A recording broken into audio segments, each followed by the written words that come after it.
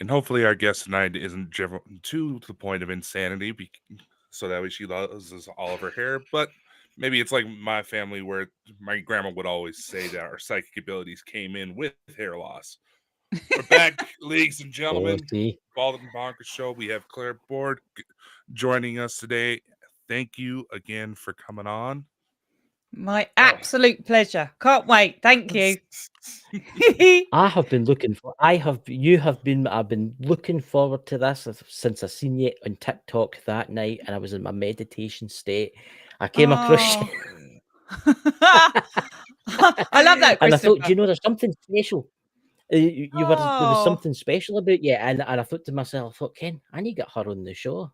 And sent you a message. I didn't think you would answer me back, actually, because there's been a few people I've asked on the show for TikTok, and they never really get back to me. But I'm so thank you very honestly. Thank you so much for having me. Honestly, I just, I always believe that the spirit world will draw to me, or my soul will draw to me, the people that I'm supposed to be vibing with. So, when you reached out, I just had that feeling. It's like, yep, I need to get back to this one. Oh, that's that channel that I use. That's the one that I use for all the UFO material. To be purely honest, in the YouTube world, I do a lot more with ghosts and spirits and things that lurk in the night.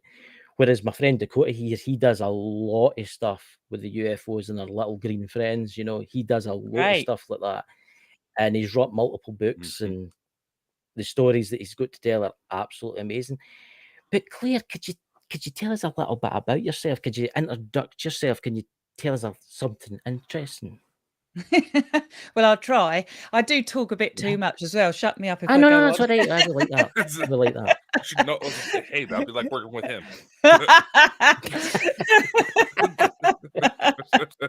You got to have a laugh. I could put my hand through the wall and slap him inside. Okay, yeah. So for me, it starts really, really young. So now looking back, I was saying to my mum at the age of 2, I was saying, there's a man in my bedroom. She thought it was perhaps a man that had died in the house prior to us owning the house. We've since changed our mind. We think it probably was actually the spirit guide that works with me most of the time. But that was the kind of first, in retrospect, the first kind of inclination that there was something maybe a little bit different. But really the big time that I started to pay attention was at the age of 4. So I was taken to I was taken to the Richmond Cemetery in London, because that's where my granddad was got a plot there. And my nan and my mum were tidying up the plot. He'd been past maybe almost a year.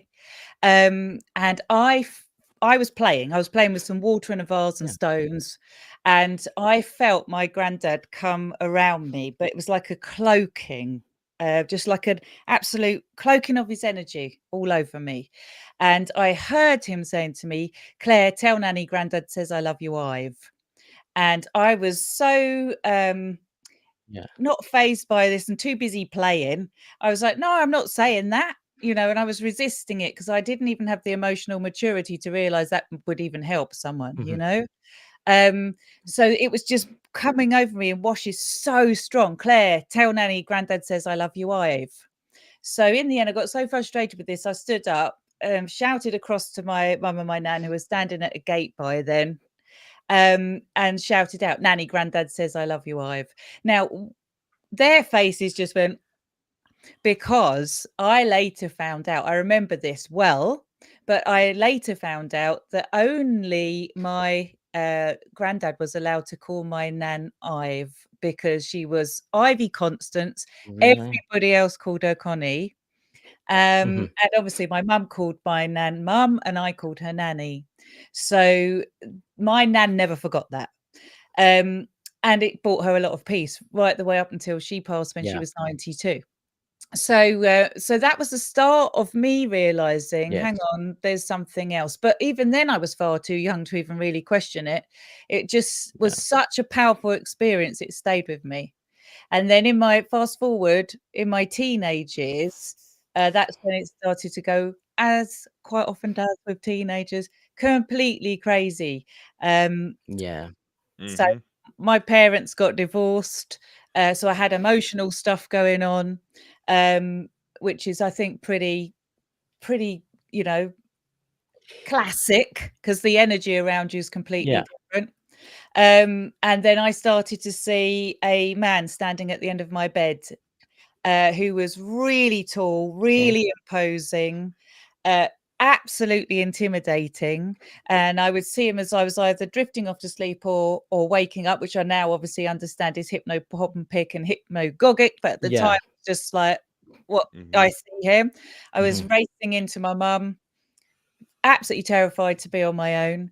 And we started to get paranormal phenomena. So we would get smells. Yeah. Those smells would follow me around though. So, you know, like smells normally linger. This would be there 1 minute, gone the Yes. next. But it would also travel, and other people would be smelling this smell that we couldn't put our finger on. We were turning the house Yeah. upside down. There was all sorts of things, objects moving. He was really Yes. trying to get my attention. Yeah. So I ended up seeing a medium when I was 19, and Right. the medium said to me, "I've got your granddad here." He says his name's Stan. So she went straight to my granddad, who had seen at the grave, and she said, "What's that smell? There's a spirit guide here calling himself Yeah. White Feather. You've seen him standing at the end of your bed." Mhm. And Mhm. she said, "He's asking me to take you under my wing." And by that, I knew she was absolutely authentic, Yeah. because there's no way anyone could have known Yeah. that. So at the age of 20, I came under Sheila Thomas's guidance here in Hampton Hill Spiritualist Church in London, and I sat under her development for 10 years, every week. Yeah. And so Wow. I didn't rush into this at all. You know, I was Mhm. doing platform mediumship and doing one-to-ones, but not for a long, It's long time. it's something that's always intrigued me, and it's I've got fond memories. I can remember my birth. Can See, I can you? actually remember it, yeah. And I've actually talked about this with people. One of them was Lisa Fry. I actually had a conversation about her, and I'll tell you one day about it, kind of like privately, but really quickly. It was tunnely white light, and I Wow. was walking down the white light tunnel, but I wasn't myself. There was like people round about me, Yeah. and I looked behind me, and everybody was waving as if to say good luck kind of thing. And I can remember the place, and I told my mum, and she didn't believe me. And then I told the doctor one day, and he told me, well, that's what the place looked like inside, because a year after I was born, the hospital was knocked down. So how could I know what it was like inside? But it's something that's always intrigued me, kids, and how kids, babies in particular, can see spirits. It's as if there's something, we Mhm. get a knowledge that's like built into us. We're still aware of who we are and why Yeah. we're here. But then we get to like a certain point in our lives where it just forgets. Yeah. We just Mhm. forget Well, about it. And it's I did a lot of, sorry, Chuck, just no, tell no, me it's okay. I No, just no, no, it's it's just okay. It's okay. I did a lot of research when I was writing my first book, What the Dead Are Dying to Teach Us. I was learning all about the brain and the different types of, brain patterns that there are, and that children, babies between the age of 0 and 1 are only in delta phase, which is the deep sleep Yeah. phase, and then between 1 and 6 they're in delta and theta. It's only from the age of 5 and 6 we start developing the ability to be in these alpha waves and Yeah. beta waves that we're in now. So I Mhm. believe that the reason they can see spirit and I could see spirit so easy was because we were in theta. And so the Yeah. research done on mediums now, when they study their brains, the mediums are in Yes. theta brainwave patterns. Yes. So we are in tune with, and anybody can be in theta brainwave patterns if they learn to meditate. We can still be in tune with what little kids are in tune with. It's just that our brain then, just like you say, it forgets, it Yeah. zones out, it filters everything because it's too much. Mhm. Yeah. It's too much for it, and I think it's a good thing that we don't remember, because if you to come here and then realize that you were like a fighter pilot, In World War II, you'd be walking about, you'd be like, wait a minute, where am I? Kind of thing, because that has happened. I've seen cases where Oh, kids have been totally. in museums Mhm. and they've pointed at airplanes and hmm they've went, I was in one of them and I crashed, and they could tell you everything about that plane. And you're Absolutely. like, how do you know that? Well, this You is know? what I've written about in my books, because I've shared Yeah. all this about past life memories and pre-birth memories, like you were sharing. Yeah. Because I was actually shown my pre-birth memory as an adult. I was shown what I Right. was called my point of entry. So, and I was literally a point of attention, like a light, absolutely Yes. hurtling. And I Mhm. knew that I had to keep my focus entirely on what was being called my point of entry, because if I Yes. didn't, somebody else would be given that body. It was so Yes. strange. And I couldn't wait to get in. I couldn't wait to get going on this mission that I knew I had. See, this is it's a memory that's never left me, and it's a remember that I can think about to great detail, because I could talk about it for about an hour. That's how much I know about it. I mean, it was weird because in the background you could see everybody, but behind them there was like mountains. Wow. There was mountains and there was scenery behind them, and it's as if they were standing at a guardrail. I kid you not, it was as if they were standing at a guardrail and they were waving, and I knew them. I knew who they were. Your soul family, I That's the reckon. only yeah, that I think that's who and I can remember walking down and people looking at me, but when I looked at others, it was just you ever been in a department store where like the clothes mummy kind of things don't have any faces? Yes. That's what everybody looked like. Yeah. That's what everybody looked like. Even I looked like that. Yes. And one looked at me and just nodded like that, and I looked back and nodded, but we knew what we were doing. We knew where we were going. And Mhm. it makes me wonder, because some of the people that I came into contact that knew in this life, it makes me wonder, are they some of the people that I was walking down that hallway? I am absolutely convinced of it. I had the most powerful soul connection I've ever had. I don't know if your Mhm. viewers will know what a soul connection is, No, but but please explain. okay. Well, so we're all energy, right? We're all Yeah. energy, we're all consciousness, and energy isn't Mhm. created, it can't be destroyed. Yes. So we are indestructible. And within our Yes. energy, we hold data, we hold information. That journey that travels through space and time that we make is our soul Yeah. energy data field. Some people call it aura. I see that as just old data field. And some Yeah. people call it Akashic records. Basically, we are recording experience within the universe.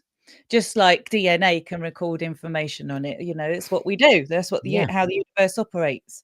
So when we have had a previous lifetime with somebody where we have shared a relationship that's been either painful, loving, and whatever it is, should we Mhm. cross paths with them again in this lifetime, we have an instant Yes. soul recognition. The energies go, oh, I Yes. recognize you. And so Mhm. we recognize that person. Oh, there you are. So what you're saying to me, Christopher, absolutely fits in with what I know, what I've been taught. See, it's weird because I've came into contact with people and people are like, ah, but what happens if they're not the same age as you? But time's different in the afterlife. That's what I've told people. I've been like, 2 weeks to us could be a million years to them. I mean, it's different. So Because I've came into to meet people, and it's weird because it's as if I've knew them. It's so crazy. Nope. Oh, did we lose You her? there? Clear. She's frozen. Clear. Oh no! We'll give it a moment, guys. Clear. Beep beep beep beep beep beep beep beep beep beep beep beep No, beep. we'll give it a minute to come back, guys, because it's sometimes we have problems at this and clear. It's been especially bad ever since the solar storms, hasn't it? It has been bad after the solar storm. It's been quite intense. I actually cancelled that restream because they just kept. I found out that their servers in the United States and they kept going down constantly. So I just cancelled it. They gave me my money back. See if you can take that restream out for like a month. I'm giving them an advertisement here. But see if it's like a day before it runs out and you're not happy with it, they give you your money back. Well, But hopefully we'll guys, we'll get just Claire give it a back. minute or two. I will get her back, hopefully, to the gods in heaven. because I'm very interesting show. Yeah, so far, yeah. Anyway, So for your those of you cough, interested, yeah. God, I thought I was hoping I would have it tamed down before we came on, but guess not. you need to get yourself something to. Maybe you need antibiotics. It may have went in your chest or something. Nah, I'll be all right. We'll give it a couple of minutes. Well, there we go. She's back from beyond. I'm so sorry. I had this That's trouble. fine. I hope it doesn't keep doing this. We thought the light had came to take you away. I think there's something definitely going on with our Wi-Fi in this area at the moment. I never normally have a problem. Yeah. But sorry. But please Hopefully. continue. So I was listening to you, Christopher. Where did we get up to? You got up to you saying that you recognized people that you saw in the spirit world. Yeah, and to this day, I come across people, and it's been mostly it's been people in the paranormal. Mostly people I've met in the paranormal. I'm like, I know who you are, but it's weird. It's like I knew you. It's like I was related to you. It's so crazy, and we become good friends, and it's never really happened to me like, would you call it, out and about? But it's always these people I meet on the internet, and I feel there's something that attracts me, and it's like there's something that's like a magnet. It is. It's a magnetic pull. Yeah. And that's where the heart has got an electromagnetic field. And as we resonate at the same frequency of someone, we're drawn to them. So I had the most profound soul experience. I had a client come and sit in front of me. His name's Gyles. I've written about him, actually. And he basically sat in front of me like all my clients do. We looked at each other, and it was absolute instant recognition. I had past life recognition hitting me of past lives with him. He was having the same experience. We knew each other inside out, and it was the most freakish thing. How do you say to someone, how do I know you so well? I know you like I know myself. And it sent me into a Kundalini awakening, which is, source energy absolutely pouring through me. I felt, when near-death experiences talk about reaching the light and feeling they don't want to come back. It shot me into that. It shot me into that experience. I had a blissful, I would say nirvana, Christ consciousness experience. Just the soul power, the soul energy. And it was the first time when I actually thought to myself, oh my God, I'm eternal. From young, I'd been speaking to the spirit world, but they were outside of me. Meeting Gyles made me realize I'm eternal. Yes, it's a good feeling, isn't it? It's a really good feeling, because it's like you're walking down the road and you look at everybody doing their day-to-day. They don't really believe in this stuff, and they're all interested. They're only interested in saving money up and buying like equipment and stuff like that. But you're walking about and you're thinking, I wonder what I'll be doing in my next life. I wonder if I've been here before. Oh, there's a graveyard over there for the 18th century. I wonder if I am buried over there. Because you don't know. I've had that thought. I'm going to Pompeii next week, and I'm like, what if I get there and I realize I've lived here before?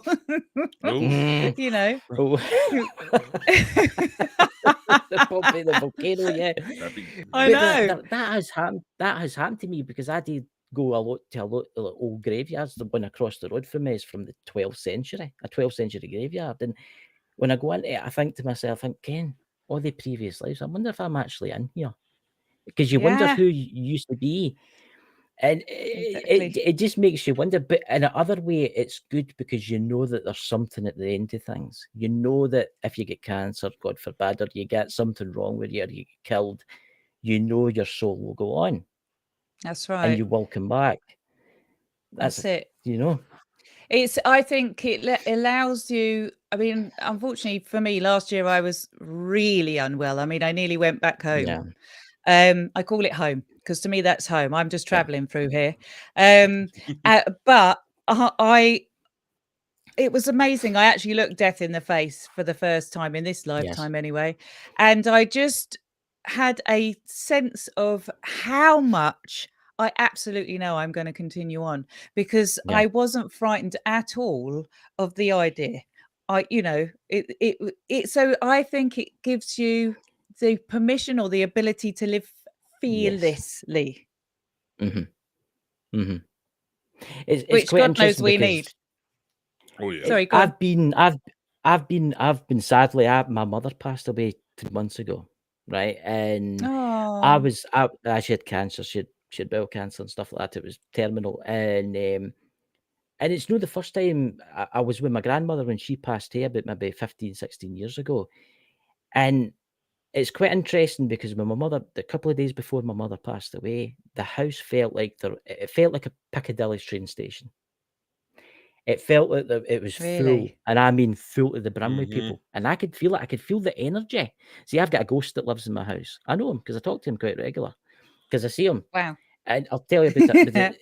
But anyway, what was weird was my uncle. He's about 85 or something like that. He's sitting there with my mum, her sister, and she starts talking to people, and he's looking round about him like that, and he's like, "Who? What's that?" Like that. She says, "Oh, they're all coming to take me to the pictures tomorrow." Right? That morning at 10:30, she passed away. It was Valentine's Day that she passed away. Oh, And bless her.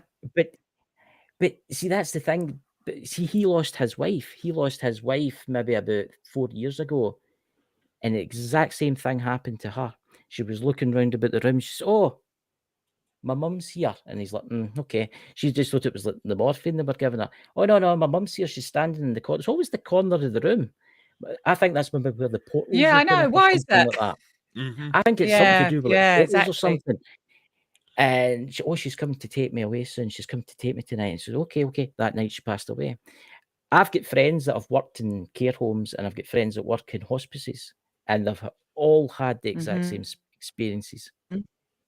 All the old people, all the people with cancer have Yeah. told Oh, them absolutely. yeah. Mhm. I think it's an interesting And thing there's at the very end. Yeah. Go.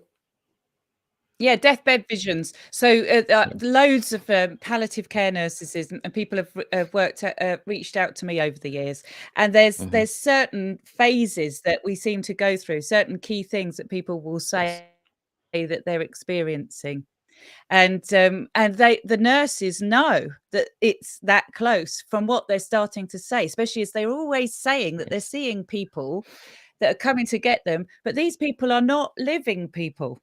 They're always people that are deceased, which I just find absolutely fascinating. It's not like if a child is not very well, they're not saying, "Oh, I can see my mummy there." They're talking about people that have crossed.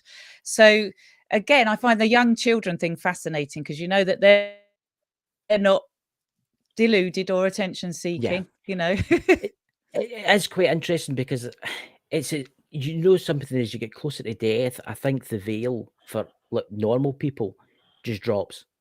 It just totally the force fields go down. There's Absolutely. like around anybody that's known the spirit world, they've obviously got this weird force field around about them, and they can't really see things. Maybe if they're in a haunted house, something in the night flirting about.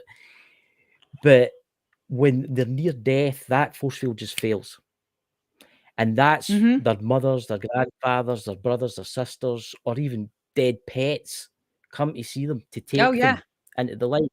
Because let's face it, if you were lying in bed and you didn't really do anything in the paranormal and a stranger turned up, you'd be wondering, who's that? I'm not going with him. But get what I mean? But if somebody turned up that you knew, you're going to go with them.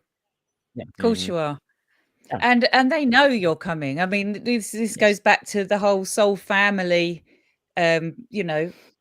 soul group thing. We definitely move in pods. We do. We because that's where the growth and the evolution comes in. We're interacting in different lifetimes, playing different roles, learning from each other, leveling up, raising consciousness within the universe. Because to me, we are universal beings, not just human beings. And I think there's a lot of, interdimensional reality here. I mean, I'd be interested in Dakota's take on things because, for me, there's a blurred line between the spirit world and UFOs or UAPs, whatever you want to call them, whatever they are. saying the wrong. But but ultimately anything that isn't inhabiting the earth is extraterrestrial, right? So intelligence that isn't on the planet. Yeah. So I don't know what you feel about that, Dakota, but we could be receiving things telepathy wise from other beings that are out in different dimensions. Who knows? Well, anybody who's followed this show long enough or watched my stuff long enough knows that my stories are way too long to be included in this. But let's just say the short version of it is I go out to look for UFOs at night, and the response I get is, "Hi, Daddy, we miss you." Right. Yeah.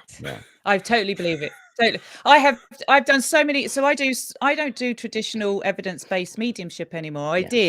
I'm an accredited medium with the Institute of Spiritualist Mediums. And for 20 years, I did evidence-based mediumship and trying to prove beyond reasonable doubt consciousness survives physical death. The spirit world started to tell me that I needed to evolve and move on, that humanity was ready for more now. And so the last few years, I've done soul guidance readings, which include soul path, past lives, spirit guides, and even interdimensional beings.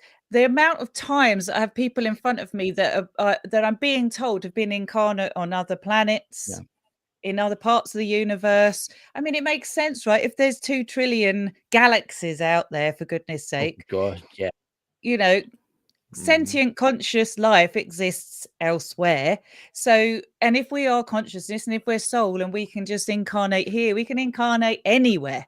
So hearing you say that to me, Dakota, is not conflicting with my own experiences, because whether you're consciousness embodiment, consciousness interdimensionally, consciousness in source, wherever you are in the astral planes, if you're in other dimensions within the universe, who the hell knows? We don't know. I know we know nothing.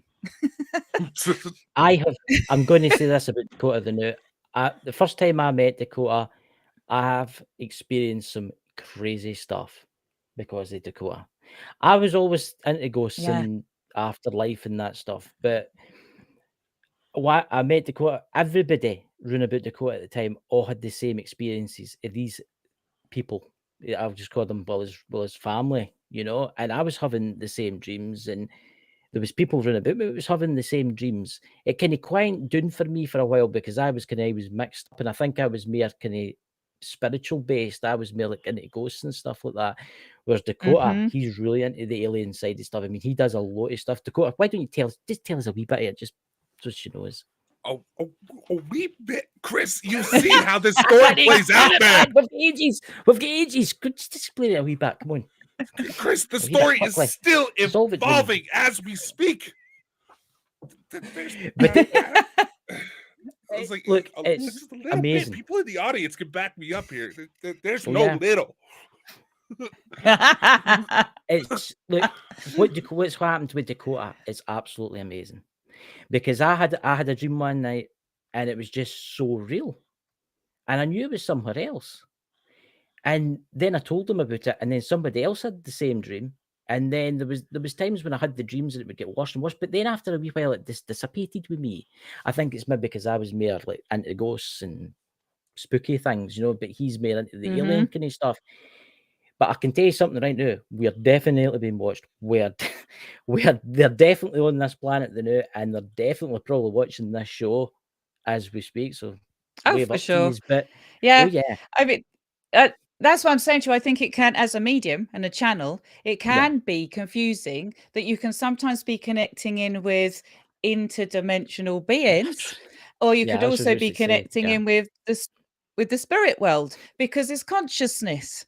And if consciousness can communicate telepathically with us, which it appears it can, or it's sending data through to the brain, however you want to put it, then communication is possible no matter what, wherever that life is. And to me, life is just a continuum. So it feels just as real to us on the other side of physical life than it does here. And also the other thing is, what I've come to learn is that the physical world and the spiritual world are still worlds of form. because we Yes. take a form in them. So it's, you know, really not until we go back to pure source energy that we really drop the lot and just exist in light form. All the while people Yes. are in other astral planes or devacanic Yeah. planes, whatever you want to call it, then we're existing in some kind of form, because I still even see Yes. spirit guides in form. See, that's the thing. I mean, I know that there's extraterrestrials out there that don't have like bodies like me and you have. No. They don't have bodies that they're just like light beings that they just exist. They're light spirits. You could actually mistake them as a spirit. Yeah. Because Oh, yeah. they're billions of years more advanced than us, and they just Mhm. float about. That's what they do all day. They just do that kind of stuff. But because they're so old and they've kind of managed to get techniques to the spirit world. They know how to tap into the spirit world, and they know how to talk to the spirits. And I think that's how they managed to come to Earth, and how they can maybe implant someone into somebody's Mhm. body. They can play with that. And I find that so fascinating. Well, the thing is, to me, consciousness is primary, and consciousness, the way we know, don't we already, the way that we think creates our reality. You know, so if you were that evolved that you no longer needed physical form, that you could Yeah. exist in photon, then Yes. or that you were just that consciousness there embodied in a orb, or in, you know, however Mhm. you want to vocalize it, then you could manipulate anything. It's no different, is it, from me sitting here and saying people's loved ones most certainly manipulate the physical world Oh, to yeah. show us signs.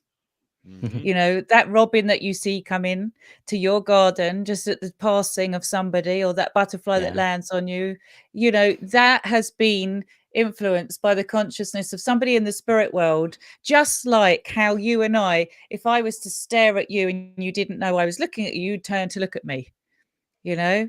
Yeah. If we've ever done that experiment where you stare at people that don't know you're there and then they look over at you, Yeah. it's this. I It's have this. done that just to see Yeah. them. Yeah. But exactly. But you know, that is the same thing, isn't it? You know, that person's point of attention has gone on the robin. That robin is now influenced to hop near to a loved one. They know that loved one's going to think of them maybe on their anniversary. You know, they're Mhm. manipulating this world. And you're Yeah. saying all you're saying is that somebody that is within our universe or within interdimensions within the universe is also able to do the same thing. And I think we got to Yeah. get a bit smarter and a bit broader with our thinking, Oh, yeah. because, you know, you're right. When I started out 27 years ago, all I could cope with the idea was when we died, we became like spirit people and there was a spirit world, you know. I'm so far beyond Yeah. that now, it's ridiculous. A wee question that I've actually got for you. I was thinking about how to ask you it the night. I mean, I've met a lot of people that deal with the demonic side of spiritualism. And have you ever experienced a darker spirit? I mean, I've met people that have done exorcisms. I've met people that have. I mean, we've had people on the show like that Bishop Brian for Ghost Adventures. We had him on the show. I mean, have you ever came in contact with one of these dark things? Yes. So basically, when I met Gyles Whitnall, and we had that soul connection, that a whole load of paranormal. I mean, I'm doing a Dakota here, you know, I've got so much. This is all being given to you in just like really, really Yeah. bite-sized chunks. But when Giles and I connected, the spirit world were coming in. Our guides were coming in. Say, do you know who you've just met? Do you understand the purpose of this soul bond? And Mhm. you are to sit now and be trained together. He's a wonderful, as it turns out, energy healer. And I'm the medium. So we were put together, yin and yang, masculine, feminine energies, and we have been trained in spiritual release, spiritual crisis, and Mhm. exorcism, or I Yeah. don't like to call it exorcism, but you know, cleansing work in all its forms. Yeah. And I hadn't, before I met Giles, I don't think I was ready. Well, I certainly on my own wasn't Yeah. ready to be going into the darker side of the spirit world. But since over the last 5 years that I've worked with him, I've come across some very shadow side of things. But you know what I've learned is that the dark and light coexists. So there isn't one without the other.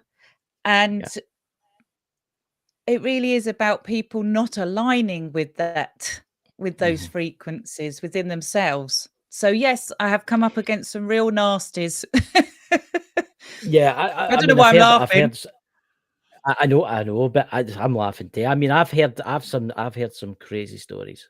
I've heard some intense stories that are 100% true, and people. I'm going to say this: people out there don't realize what they're doing when they start getting into this kind of stuff, especially the demonic side of things. They think it's all fun and games. There's a lot of people who use like spirit boards out there. If you know, if you're like a trained professional like you yourself, Claire, or Dakota, or people that I know that are into spirit boards, you can use that kind of device. It's like a telephone to the spirit world. I But then do, you get the yeah, younger, exactly.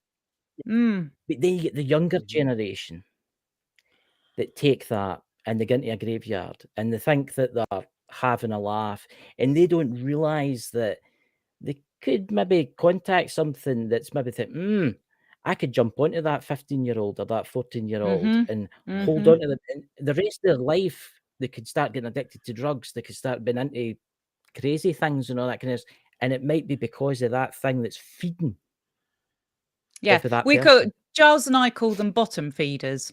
They're like, you know, there's a lot of them around. There's a lot of them that are just hanging about waiting for people to vibe low, and then they just want to align with them and keep them low so they can keep that energy feeding in. And so yes, as a teenager, given our society does not accept this is even reality, so they're not trained to just, it'd be a bit like opening your front door and just saying, oh, come in anybody, you know, we just wouldn't do it, would we? So well, you know, this, to me, the spirit board is no different from a piece of paper and a pen. It's a bit of cardboard. What's happening is you're sitting there, you're setting an intent, and you're saying, I want to connect with that. And most teenagers are saying, I want to scare. I want to know you're there. And so they're aligning with the fear straight off the bat. They're aligning with the fear. And then they are getting the fright they want. But I think what's even more scary within the darker realms of spirit is, to me, those bottom feeders, if you want, aren't highly intelligent. They're just looking for the like attracts like thing. But within the spirit ones, when you talk about demons, or there's a level of intelligence in the spirit world that is so intelligent, you wouldn't even recognize it as the dark. And that's the scary stuff, because it is very manipulative. It'll be able to talk you into all sorts, you know. I can help you out. I can get you this money. I can get you that money. I can help you do your wildest dreams, whatever it is. And before you know it, you've made an alignment. You've set the intent that you want that. And you haven't got a clue what you've just now walked into. So I think we're protected, though, all the while we open up to the spirit world in love, set the intent, and we hold our own energy and our own power. We're okay. It's like you said, it's the more naive, or the ones who haven't got a lot of self-esteem, self-confidence, who are low mental state. Just don't even go there. Ignorance is your protection. You need to be also careful of like locations too. I mean, there's a lot of I've been to a few locations like abandoned hospitals, and especially mental asylums. And you go into these places and you see people have been like the satanic, they've been doing like satanic kind of rituals and stuff, and you wonder to yourself, what are they actually doing? But you need to be very careful. No, for that person that's actually done that, because maybe they know what they're doing. It's the people that's maybe going into that location that's just thinking they're exploring that place, thinking, oh, look at this, there's an old hospital bed out there. What's this? Picking something up and going, oh, look, it's a wee ornament. I'm taking that home with me and putting it in their pocket and then walking out the door. And then all hell breaks loose in their house because they took something back. Absolutely. Giles and I were taken to a pub, actually, and there was knives flying off the back of the pub bar onto the front of the pub, landing on the points, you know. I think that's an attention seeker myself. Obviously, it wasn't trying to kill anybody, but in that land, there had been, as we found out later, satanic rituals had been done for at least 1,000 years. There was pagan stuff going on that land, and the power that had been summoned up on the land was so incredibly strong. I've never felt anything like it in my life. I mean, to the point where my spirit guides were like, just get out. You're not qualified to deal with this. You need more training. Get out. We'll come back. So you got to know your limits. You got to respect this stuff and know your limits, and know that you are love. You are indestructible, but you also, in this body, don't know it all. No, that's right. Be respectful of it. Oh yeah. Dakota, would you? Nah, I was just thinking back to some my experiences with some of the more darker stuff, but I have found it funny that since we got into the conversation, especially people's last minute moments, I keep hearing voices coming through on air right now. So I'm just trying to listen to see. All right, what did that say? What that say? I will say to you this, right? I don't know if it's my house guest, right? He likes to come out. He's got a thing with my lives, right? I do talk to him on a very regular basis. I talk to him every day because I can see him, right? I know he's here now. I can feel he's here now. He's got a thing for. I'll tell you, he lived in the farm behind me, right? The farm behind me was built in the 14th century, right? And it caught on fire. And the story goes that there was a man killed there. That's the guy that stays here, right? And I think he's one of my medium friends told me, see how I've got the neon. Yes. And the LEDs. He likes my family, right? He likes us, and he's terrified that we set the house on fire. Because there's been a few times in the house that our interlinked smoke alarms have went off and they shouldn't be. And it's for the most maddest reasons. And I think that's him. He's just worried. I think he's got to it now that they're just LEDs, right? But the other night I was sitting, I was watching TV. This is my wee studio area. I seen, I was going to tell you about this, Dakota, but I didn't. I seen a golf ball sized orb and it just floated right out past me, out through the next wall. Now I'm wondering, is that him? Or is it my mother? Because my mother died in this house 3 months ago. And it makes me wonder that who that is. I don't know who it is, but I've got a feeling it's just him. And I think because I'm opening up more into spiritual, I'm becoming more spiritual because I do tarot cards stuff and that, but I also do like other kind of things. I feel like I'm opening up more. Do you get me there? Well, Claire? I think when you set the intent and you say I'm ready, they will then, and if they know that the intent is true, they will then start working with you. And so you're sitting in meditation, you're expanding your mind, you're in communication. So they will then start to work with you to get the information through. I do a lot of other stuff, but I keep that to myself. It's kind of like spiritual stuff because I do, when I go to graveyards and stuff, I do see things. I'm working with Lisa, for instance, that I mentioned. She's helping me with the things that I see and stuff like that too. But yeah, he's friendly. He's been here for a long time. He's very, very, very protective of the house. Yeah, sure. I mean, you can imagine the spirit world around us everywhere, right? I mean, it's just another hairbreadth away. They're a thought away, as mediums always say. So, there's people around us all the time. We don't need to move them all on. It's only the ones that are actually creating havoc in our lives. Otherwise. Yeah. It's the spirits order. That's what people don't realize. There's spirits everywhere. Some people will sit and watching this, they're now thinking, oh, I'm in my house myself tonight, I'm not going to scare you or nothing like that. And you're sitting there and you're thinking, this is a new building. No, I'm telling you this now, there's probably spirits that's walked through your house. They've probably popped in, they've thought, well, this is nice. This is I'll hang about here for a wee while, and then they'll go on their way. That's what they do. But there's a lot of spirits out there that don't mean you any harm. They just like to hang about and nose about. The majority. Yeah.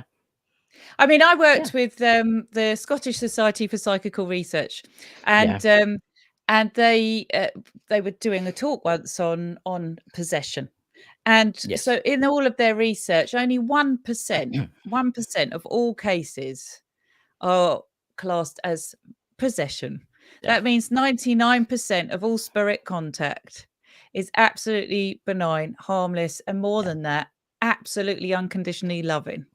Yes. So, you know, I think when spirits stay earthbound, there's a purpose behind it. Who are we to say that they need to move on? Maybe they're not ready, you know? As long as they're not creating havoc, like I said, Well, what's it through matter? my understanding and through my kind of relationship with my friend, he likes me, and I think he's protecting me. I honestly do feel that, because when I go to like castles and I go to like haunted locations and stuff, I can feel him. It's as if he's there, and when I'm driving my car, I can feel him sitting next to me. It's Maybe so your own, crazy, and people, well, maybe he's a guide, or maybe your own guides have said, you know what, yeah, he wants to work in that give him a job. capacity. Yeah, give him a role. Exactly. And that may be part of his ascension back. You know, we're all connected. Yeah. We're all one at the end of it. So, you know, it is, I don't know. I think it's a healthy relationship myself, you know. It, fine, It's you not know, bothering but you. it's It's not bothering anyone. doesn't bother. It doesn't bother me one bit. And you know something, I used to be kind of scared when before I got into all this kind of stuff. I was like, oh no, there's a ghost about. There's a ghost about. See now, it doesn't bother me. I can walk through graveyards at night time. It doesn't do nothing to me. It's just that I just walk through because it's a shortcut. But it does, and I know people. Oh, I wouldn't walk through the graveyard at night. The devil will be there. Well, I mean, I've got to the point where I'm more scared of the living than the dead. That's for sure. Yes, I mean, you as know, my grandmother. Yeah, as yeah, my grandmother always said. Yeah, the people in the graveyard will not do you harm. It's the people outside the graveyard that are more likely to do you harm. exactly. And actually, I've got to the point now where, I mean, I've experienced, oh God, over my lifetime, so much phenomena. It is absolutely proven itself to me now. It is beyond doubt. 100%. But you know, even then, I'm still looking for that evidence all the time. It doesn't just happen. Walking through the graveyard, I'm not going to see a million ghosts standing there. Do you know what I mean? I'm still thrilled Yeah. when something happens. It's like, whoa. Yes. Yes. Yeah. Mhm. It's an interesting thing. I mean, I know Dakota's experienced some crazy spiritual stuff in his day, not just the alien stuff. Dakota, can you say something about it? Because you've experienced a lot of like spiritual stuff. You know what I mean? Because he has an investigator. He's done a lot of investigations in haunted locations. So, yeah, I've dealt with this stuff most of my life. I mean, well, right now, main thing I've been kind of eyeballing is my almost 6-month-old niece. I'm fairly certain she's seeing somebody, because she'd start looking off in the corner and start making funny faces, and I'm just like, "Who the hell are you, kid?" Yeah. And she just, I know my I daughter did lost my that. audio. Oh, have you? Yeah, my daughter did that. My daughter used to point out all the time when she was little, and when she was a tiny baby, I could see her staring past me at other, you know, and smiling and laughing. I mean, yeah, this is the thing for anybody watching this. It's a little bit scared, right? If you think about the kids are seeing this stuff all the Yeah. time. We saw it as kids. It did no harm to us. It is just another level of reality. It's when we come with a whole boatload worth of fear and our own trauma in life and our own, and not just in this lifetime as well. Obviously, we, like you saying earlier, Christopher, it's a good job we don't remember all our past lives, because you imagine how much trauma is involved in all of that, you know. I know. I mean, Mhm. you think about the people that can remember being in plane crashes, I or know. people that are born today that were killed in terrorist attacks and stuff, that they can remember these things. You wouldn't want And to, would you? yeah, no, you wouldn't want to, because Mhm. that's why I think there's something built into every human, and I think it's different with animals. I think animals know when it's time they're going to die. Do you know that? I think it's different with like cats and dogs, and I think they're totally different. They've got something else. They know, because they can see the spirits. My dog sits and stares into the corner and just wags her tail, and she takes her ball and she drops it, and I'm like, "What are you doing, Jesse?" She's wagging her tail away. But another thing I was want to ask you, you were mentioning the Akasha records. What's your opinion on the Akasha records? Because I have been there. I've been there. I've frequented it a couple of times, and I did come against this I'm not going to say it was a man, and I'm not going to say it was a woman. I do not know what it was. It was just like a shimmery light, and it said to me that you can look at this and you will know your future. And I choose not. I says to it, I says, I don't want to see it because, listen, quite frankly, I don't want to come back again and redo this, because I felt like it was going to show me my life's what I'm meant to be doing in life. Maybe I should have looked at it, and then I would have known what I was going to do. But I think I've came here to learn. So I'm going to Exactly. keep it like that, because I know this is like a test. So I don't really want to come back and reset my test again. Yeah. Well, neither do I. I think all of us at the moment feel like we don't want to be back here again. No, It's not much no. joy, is it, at the minute? I'm trying to find. I mean, don't get me wrong. I think life is incredible, but the world right now is challenging all of us. Yeah. So the Akashic records, I mean, when I'm doing soul guidance readings, that is what Yes. I'm being shown. So I can only ever speak from personal experience. So Yes. the guides will come forward. I will see deceased loved ones around the person I'm reading for, and I'll see their guides. There is normally, for whatever reason, maybe this is just the way I work, a guide that steps forward that has the records or is able to access the records of that person. And they will then tell me from the Akashic field what this person is trying to achieve in life, why they've had the struggles they've had, why they've had the soul connections they've had, what worked, what didn't work, where they're at right now. They very rarely, they do sometimes give a glimpse into the future, but they just like you're saying, they very rarely do unless it's really important, because it will rob us of our joy of experience and co-creating. And if you had it all mapped out for you, it wouldn't be much fun. I will say, last year when I wasn't well, they will step in when it's right to do. So I was told before I had to have surgery last year, I was told before I went in for the surgery by the spirit world what I would have done, how it would play out, why it was going to be so challenging, and what I was working through from a previous lifetime. And I knew before the surgeons did that I was going to need 2 surgeries, that the first one wouldn't work or hadn't worked. So they are quite capable of showing us, like you're saying, a glimpse of the future. And I don't think that's going to have kept me back from, stop me from ascension. Because it was necessary for me to understand why I was about to go through such awful trauma and nearly going home, so that I could work through it, stick at it, and pass that initiation. So actually they will help you when the time is right, even at the toughest of times. But I think you were wise not to look, because I will say they gave me information up front, and for the 6 weeks between the first surgery and me realizing that it hadn't worked because they hadn't done what I was told I needed, I spent 6 weeks traumatized, knowing I needed a second surgery when my surgeon wasn't aware I did. So it was necessary in my particular case because of the severity of the situation, but in everyday life we don't really need it. The soul knows. I felt like I honestly felt like it was a test. Because I felt this, whatever it was, I felt like it was like, let's see what he does this time. That's what I felt like. Because I think it was expecting me to look. Yeah. And I honestly think I passed that test by saying, no, I don't want it, man. Just when you go. Initiation. The soul knows. Your soul knows exactly what it came here to do, what it's trying to achieve. And the minute you go against that gut feeling, like you obviously had that deeper inner knowing of, actually, this is an initiation. I'm feeling it, and I'll just be in the now. That's fine, See, you get a lot of people out there that want to break their soul contract. You get this, and you get a lot of people out there, I don't know if you've ever heard it, but you get people out there that are into breaking their soul contract because they agreed to do something here. They agreed to come here and do something, and they're like, "Oh, I'm not doing it. I've broke my soul contract. I can do anything I want." But they don't realize when they go back, they're gonna, "Oh no, I shouldn't have done that." But then also, I don't think you can. To me, that's the mental thing. You see, anytime it's a mind thing and it's I know I'm saying that mind creates reality, but anytime we're in the mind, like as in I broke my soul contract or cut the ties or anything like that, it's mind stuff.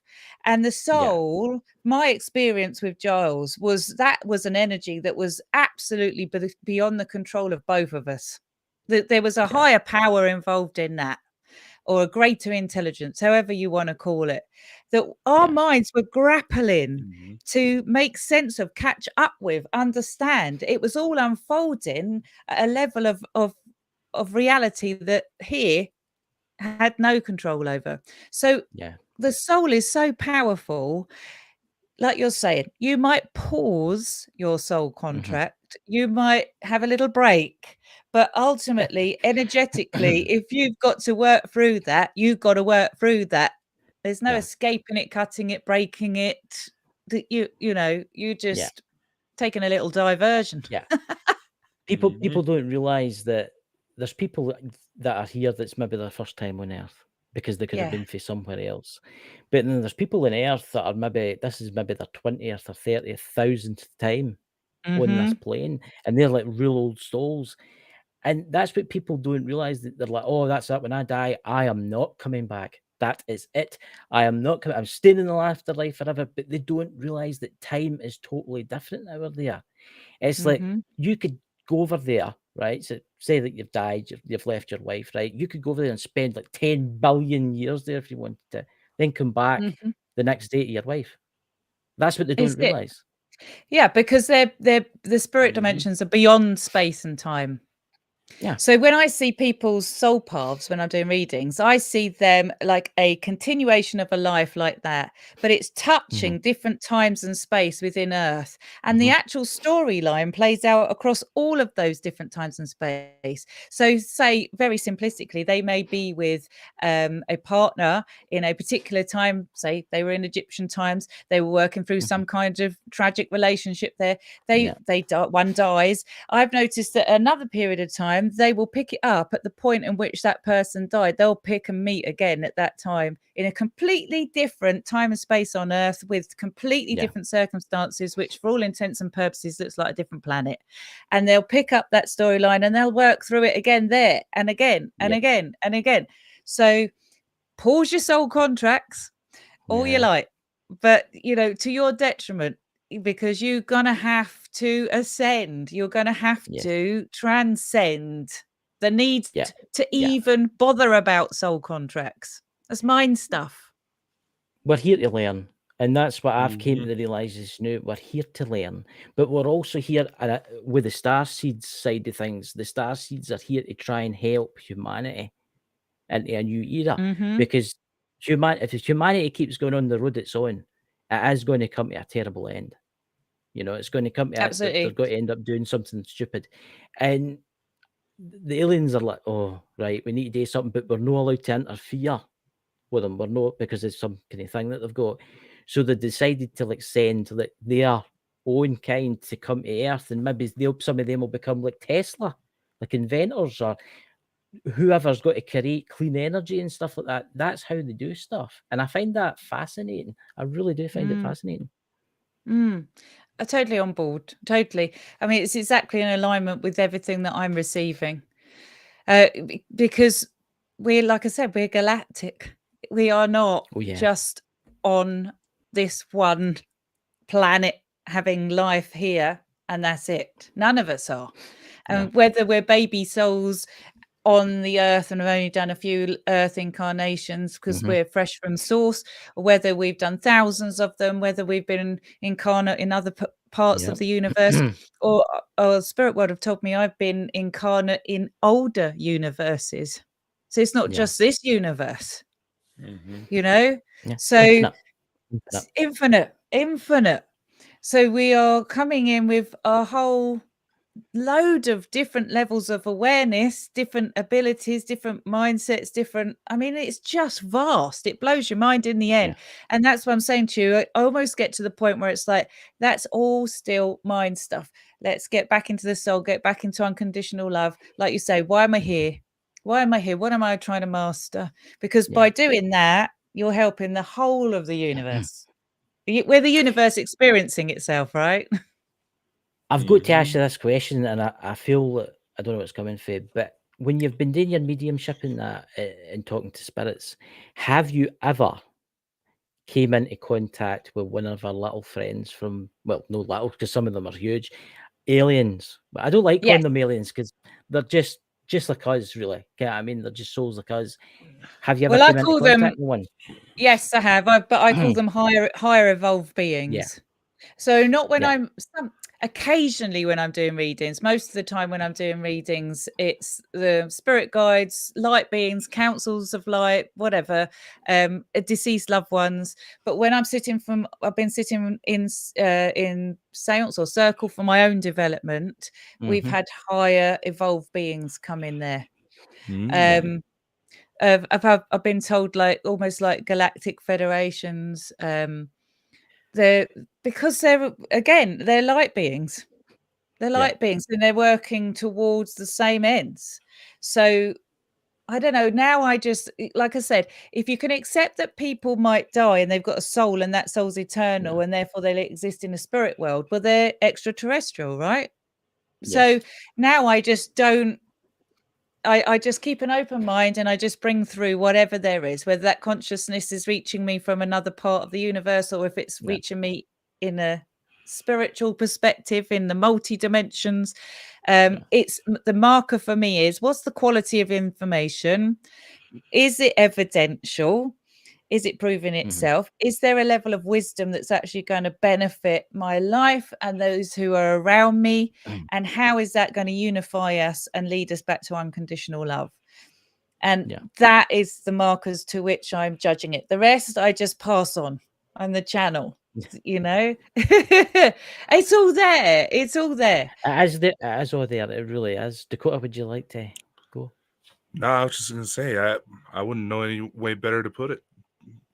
Like when it comes to this entire thing, Thank you. Yeah. Well, you know, it comes from a whole load of experience and 27 years of working as a channel and trying to, I have put it to the test. I have worked with the scientists. I have dedicated my life to helping people who are grieving. But I also obviously naturally have a curiosity. I want to understand more. So with the spirit world sit with me in development, they've opened my mind and my understanding to a whole lot more. Do you think it's maybe a good thing? This is something I was thinking about the other night. I was sitting watching something about life after death. Do you think it's maybe a good thing that people don't really believe that there's people that believe in life after death? But do you think it's maybe a good thing that everybody doesn't believe? Because there's people out there that sadly they want to end their life, and you shouldn't, because you're here to learn, right? And again, you're going to have to come back again. Because if the whole world realised, like say scientists tomorrow says, "Oh, we've proved that life after exists," I think a lot of people would deliberately commit Well, suicide. I've thought about this because obviously last year I was going through a terrible time. And for exactly what you just said there, I think people wouldn't end their lives. Actually, I think it Right. would have the opposite, because if you absolutely knew that you couldn't Yeah. die and it had been scientifically proven, and you understood that you'd come here, but also that you were going to have to deal with it, whether you deal with it here or you deal with it there, because it's going to continue on and it's going to make it worse, you might as well stay put and do it. But also the other thing is, I think that when you understand the implications of it, the bigger implications of it, you're less likely to take your life than the people that maybe don't believe there's anything else and think they're just going to be free of all their suffering. So I have thought hard about this. You would think, because here's the thing as well. I think sometimes we think, oh, it's going to be lovely over there, so let's just escape. Let's all go back. But of course, it can only be as lovely as your state of being, as your level of attainment. So if you've come here so that you can level up, so that you can exist in higher and higher states of love, do it here. You're here for a reason. So I'm with you. And I think potentially a percentage of people may, but I actually don't know if it would be any different to what it is now. I genuinely don't know. Yeah, because I've always wondered. I mean, you get the scientists that have actually been to hospices and they've done like experiments where Yeah. people, how your brain keeps running. Your brain actually keeps running for a long time after you're dead. And the Mhm. people, there is people out there that's like, oh, I've got doctors in the family and stuff like that. And they're like, oh, no, life after death doesn't exist. Life after death. But then you get into the conversation with them and you say, well, how come you can get different people from all different places in the world, but they all have the exact same thing happen to them? Yeah. They go into this white light. It's always a tunnel. It's either a square tunnel or it's a round tunnel. You walk through the light, and then there's this beautiful. It depends on your religion too. So if you're a Christian, you're going to be the pearly gates opens in front of you, and there's angels. Whereas if you're just like a spiritualist like me, for instance, it'll just be beautiful grass everywhere in the mountains, and you'll see your family and friends, and it's different for everybody. It must be quite a shock for people that don't believe in this kind of stuff. It must be quite a shock. Oh, it for them. is. I mean, I've done a lot of rescue work, spiritually Mhm. speaking. I've been called in to do rescue work, and there are people that just haven't fathomed that Yeah. they've died. Mhm. So it's Yeah. that easy to cross. But this is where I'm saying it isn't all sweetness and love over there if you're Yeah. not capable of existing within that. This is why in the spirit world they always say to us, heaven is a state of being. It's not a destination. My guides always say that, and now, will most of us go into what my guides call the summer lands? Yes. Will we go into the light realms? Yes. Why? Because most of Mhm. us inherently on this earth are good people. Yeah. Most of us are, So we don't have anything to worry about. We're going to the love. This is another reason why I think loved ones come to us. It tunes Yes. us into that love so that we can get back into it. I always have said to people that I've met people that are like, oh, I'm not going to heaven because I've been bad in my life. I've been to jail and stuff like that. And I says, look, if you ask for forgiveness, right, when it's your time, you'll get forgiveness. Oh, but I could have murdered somebody. I could have done this. I could have done that. And I said, it doesn't matter. He says, you were sent here to learn, right? Maybe that was Exactly. part of your agreement. Maybe you agreed it with the person you murdered. You don't Oh, know no, until we you go don't. there. Also, I'm not talking about murderers as such here, but Yeah. we learn more from our suffering. So Yes. if we have done things that we then live to regret, or we've learned from, or we've leveled up from, we may well be in a higher state of awareness from that, and Yeah. therefore at the spiritual level, and this is where it's going to sound really harsh, at the spiritual level, was it good and bad? It's neutralized. It's neutralized. The Yeah. karma there is neutralized because what Mhm. you did, you've now leveled up to. Now you're going to be putting that right and not doing that or perpetrating that again out there in lifetimes. So we can't judge from an earthly Yeah. myopic perspective. We've got no clue. If you've done something you feel terrible about, and you have, and you have Mhm. reckoned with that, and you have changed because of it, just turn to the love. Yeah. We are all it. We are all it. Focus on the love. That's, to me, love isn't, by the way, an emotion. Love's an energy, the energy from which everything Yeah. springs from. So it makes us feel a certain way and we equate it to an emotion. But love is the frequency energy from which we all Yes. come from. Yeah. I do think that is the meaning of the universe. I think we're here to like love and learn. We're here to learn. We're here to learn new things. We're here to love also. But we're also here to try and help each other. And that's why our friends from above are here. Everybody like, oh no, they're here to mine gold for that and that stuff. No, look, they're here because they've been through this kind of stuff. They've evolved through this stuff. They've seen what wars can do and how many billions can die. And so they've decided to come and help us. And one day we'll join them out there in the Of cosmos. course. Right? Maybe a while from now, but it's a cycle. It's a cycle that will take place again and again and again for infinite amount of time. Absolutely. And we're all interconnected, and a higher evolved being is going to understand that we're all one. So what we do to another or for another, we do to ourselves. So, they're coming from a level of understanding that most people on our planet isn't. But it's also the same within the spirit dimensions. Why the spirit guides work with us is because what we do here impacts the spirit world. You know, all of those Yes. going back home, they're taking with them that experience that's impacting the spirit world. So it's a constant exchange. It's a, you know, Yeah. a polarity. We're working together. Yeah. We're teams. Yeah, it is. Dakota? Nah, I'm. It's quite a lot to take in, isn't it? It It's really is. good It today. is. I'm like, Yeah. oh. It's deep, No, isn't it? I know. I always love the shows that we get that, you know, that leave you, you know, keep thinking about what everything that was talked about. You know, I always love when we get those types of shows, because, you know, those are the ones that, you know, usually end up sticking with people. Oh, well, that's it. I mean, you know, we need to go deep. We need to, because Yeah. for going back to what you were saying earlier, Christopher, what I'm being told by Spirit at the moment is that we're about to enter into a point in time when reality is going to look inverted. So we're not going to be able to tell the difference between dark and light, lies and truth.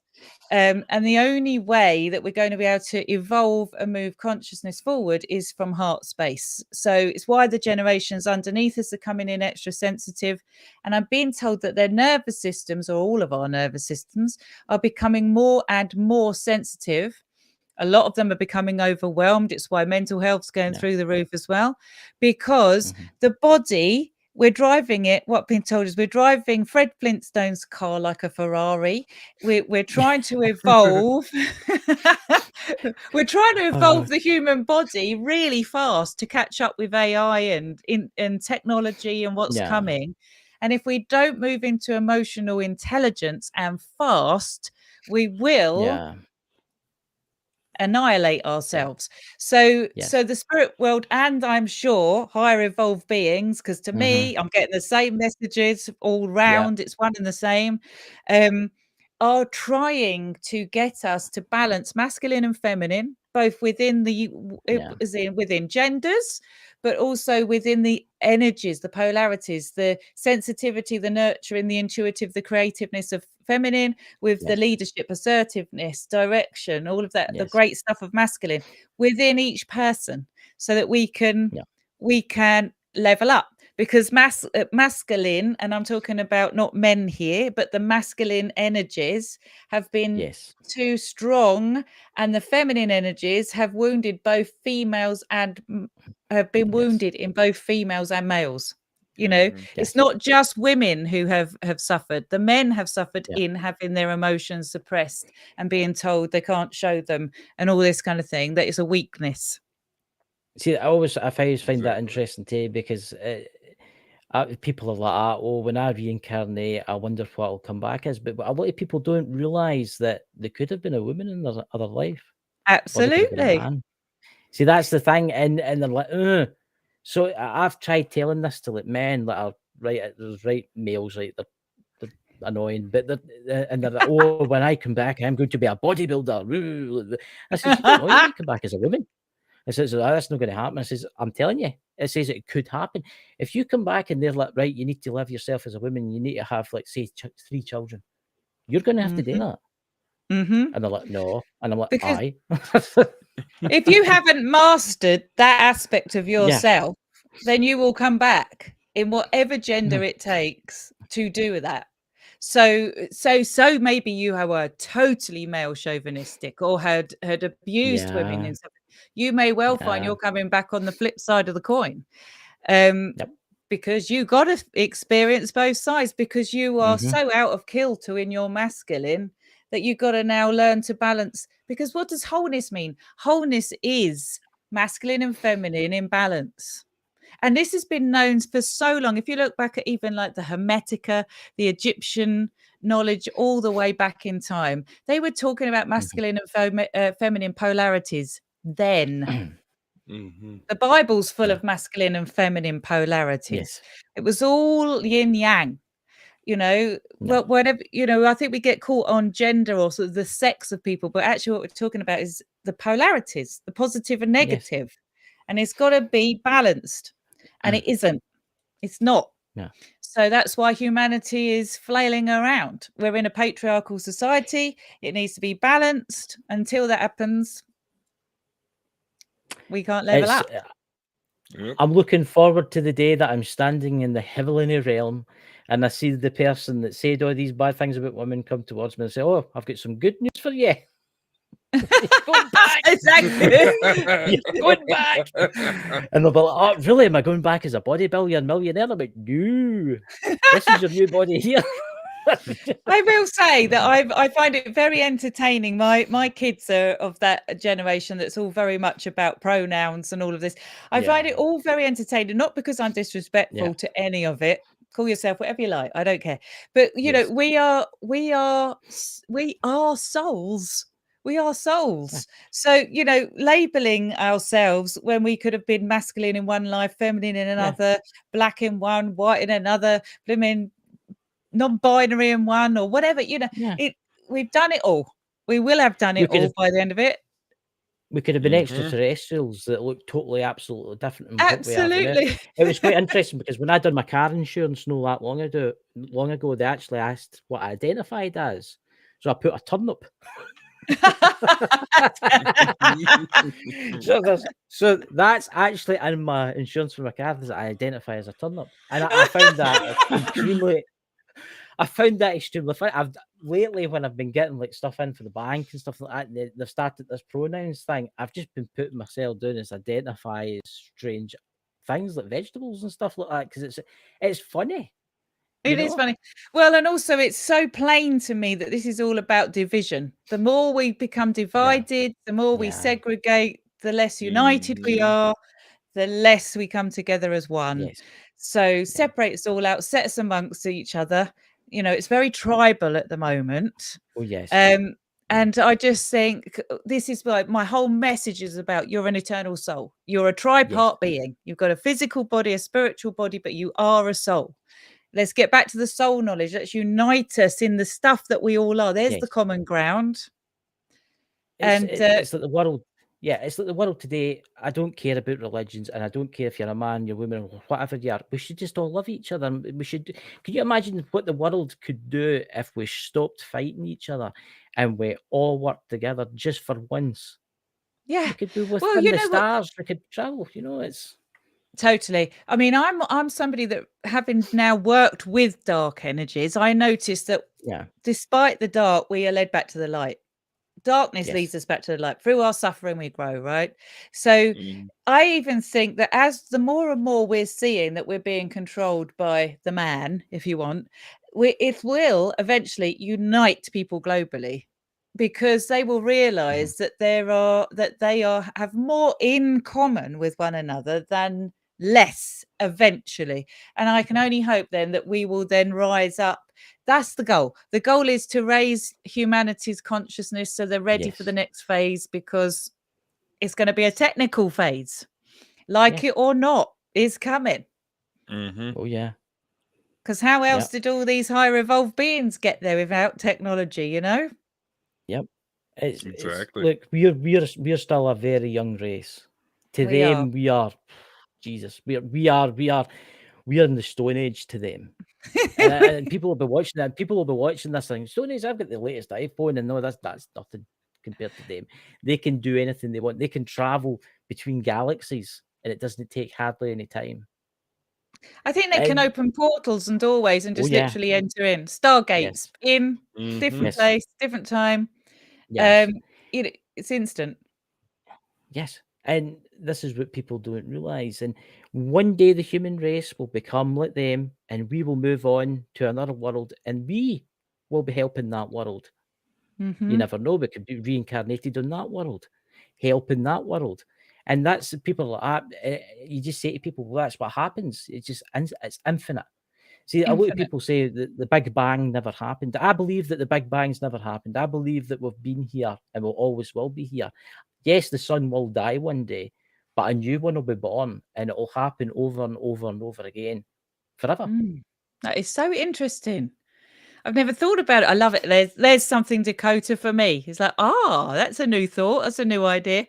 I mean, I definitely, even if the Big Bang is a thing and these crunches and crunches and bangs and scrunches happen, that still is just really an infinite universe, because it's just a inhale and exhale of the universe. It's not actually gone anywhere. It's just expanding and contracting.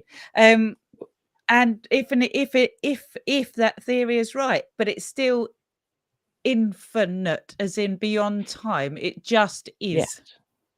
See, everybody believes in like God and there is a creator. There is something, there is like a light source that guides us, right? I do Mhm. believe in that.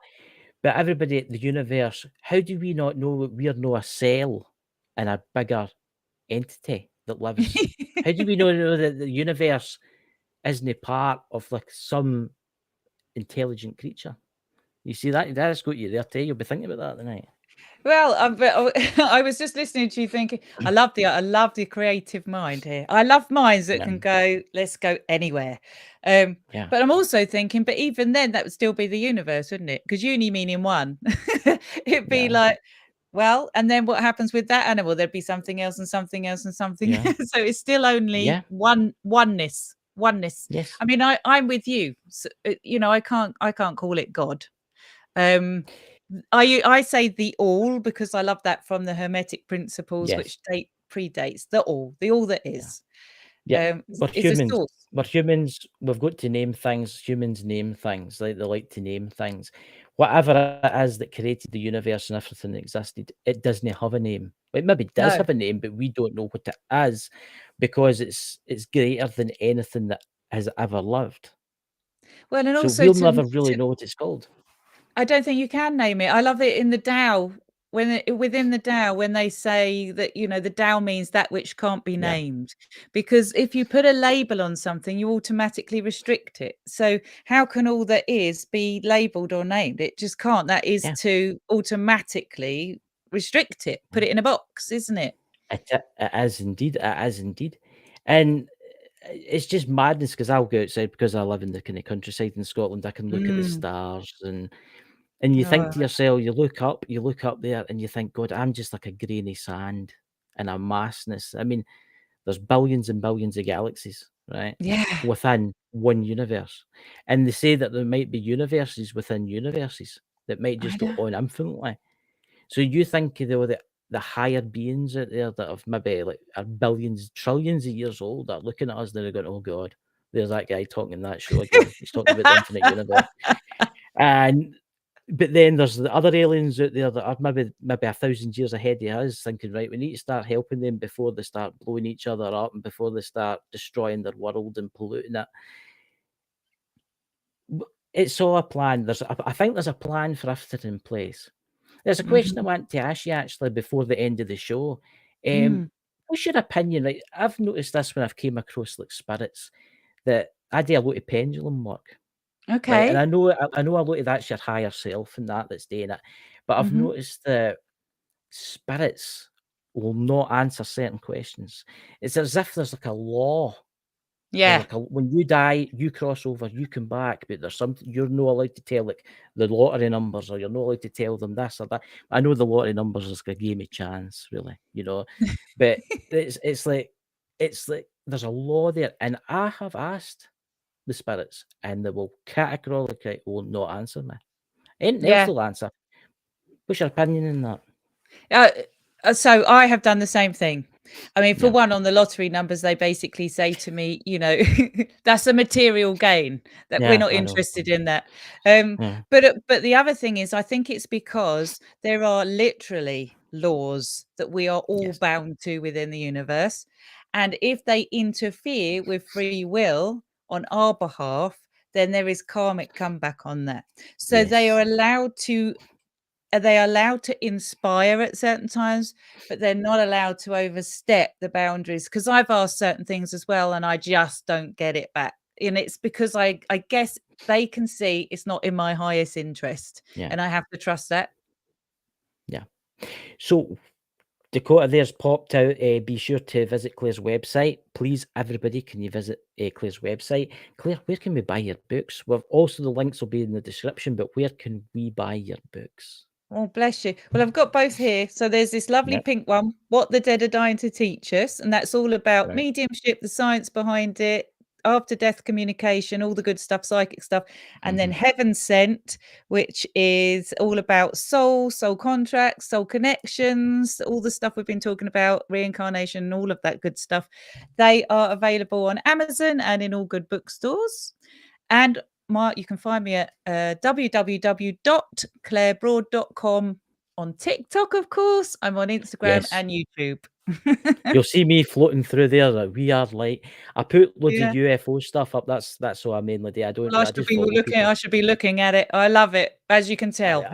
Yeah, I've got quite a lot of views. I've got 4,000 followers, and I only put a video out every like couple of months or something. I think I've had about 10 million views or something like that. Wow. I don't know, but I just use that. I only go to certain channels that I like there, which I like your channel on TikTok. Everybody, could you jump over and give her a wee follow on TikTok? Oh, So, Claire, I'm going to end the show now, but I'll talk to you behind the scenes after the show. okay. Everybody, have a fantastic Saturday night. I don't know where Dakota's been. I think the aliens have beamed them up again. Yeah, you'll have to say goodbye to him. He's for me. waving out the window there. Bring me back! Bring me back! You'll need to come back in, Dakota. So everybody, thank you so much. I'll be doing a free card reading tomorrow again. I do a free card reading every single day of the week for everybody. Oh, without further ado, here he's back from beyond. Is he? I can't see him. Yeah, I'm just waiting to bring you coming back there, Dakota. He's just got a black screen. He's down in the kind of basement option here. So we'll just end the show and we'll catch you all later, guys. And thank you very much, Claire, for coming on the show. Oh, thank you so much for having me.